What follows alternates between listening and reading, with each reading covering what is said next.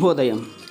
Global బెతేనియా Calvary ministry తరపున ఈ వారం యొక్క చివరి దినంలో మరొకసారి మీ అందరితో కూడా కలుసుకొని దేవుని యొక్క పరిశుద్ధమైన మాటలు ధ్యానించడానికి దేవుడు నాకు ఇచ్చిన మధురమైన అవకాశాన్ని బట్టి నేను దేవునికి ప్రత్యేకమైన వందనాలు తెలియచేస్తున్నాను. ఈరోజు కూడా పరిశుద్ధమైన వేద గ్రంథంలో నుండి మరొక మాటను చదువుకుందామండి.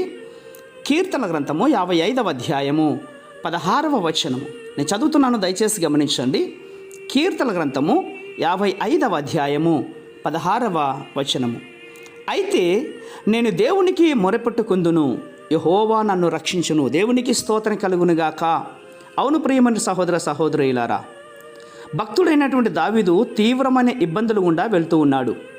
అతని స్నేహితుల్లో కొంతమంది ఎంతో ఆప్తులుగా ఉన్నవారు సహితం అతనికి వ్యతిరేకంగా ఎదురు తిరిగారు. ఇది ఎంతో వేదనకు గురి కలిగించింది. ఈ సమస్యను బట్టి దావీదు ఈ మాట మాట్లాడుతున్నాడు.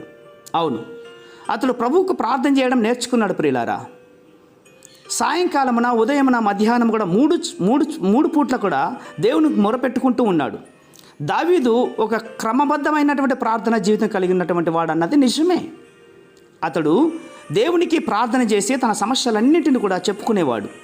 గమనించాలి, దేవుడు తన సమస్యలను పరిష్కరిస్తాడని దావీదు విశ్వసించాడు. మనము కూడా అలాగే చేయాలి. పరిచర్యలో మీకు సహాయం చేసేదానికోసమే దేవుడే మీకు అనుగ్రహిస్తాడు కొంతమందిని. మీ శత్రువుల విషయంలో కూడా ఆయనే చూసుకుంటాడు. శత్రువులు మీతో వ్యవహరిస్తున్నట్లు మీరు కూడా వారితో వ్యవహరించకూడదు. కానీ మీరు ఎలా వ్యవహరించాలో దేవుడు మీకు వివరిస్తాడు.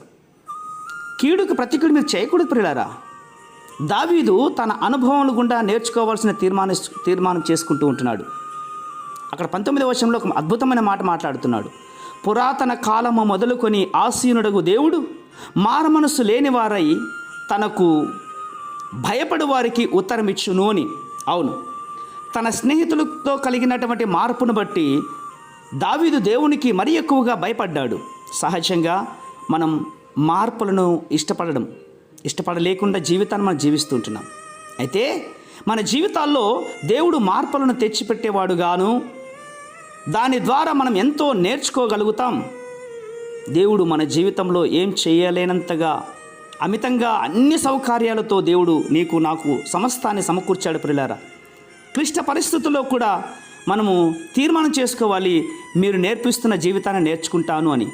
ప్రతి కష్టం, ప్రతి సమస్యను అనుమతించడానికి దేవునికి ఉద్దేశం ఉంటుంది. మీ జీవితంలో నూతన మార్గాల్లో నూతన కార్యాలు జరుగుతాయని ఆయన మీకు నూతన సభ్యులతో సత్యాన్ని బోధిస్తాడన్నటువంటిది నమ్మాలి. అందుకే ఆయనకు మొరపెట్టుకోవాలి. ఆయన మీకు రక్షణ కల్పిస్తాడు. రేపటి దినములో కుటుంబ సమేతంగా వెళ్ళండి. గొప్ప మార్పును దేవుడు మీ జీవితంలో తెచ్చునుగాక. ప్రేమ నమ్మకమైనటువంటి మా ప్రియ పరలోకపు తండ్రి, నిజమేనైనా నీకు పేరు పెట్టి వారందరినీ మీరు రక్షిస్తారని ఈ మాట ద్వారా మాకు బయలుపరిచిన రీతిని బట్టి నీకే స్తోత్రాలు అర్పించుకుంటూ చిన్న ప్రార్థనను మా రక్షకులను యేసయ్య నామమున బట్టి అడిగి వేడుకొని పొందుచున్నాం మా తండ్రి. ఆమేన్, ఆమేన్, ఆమేన్.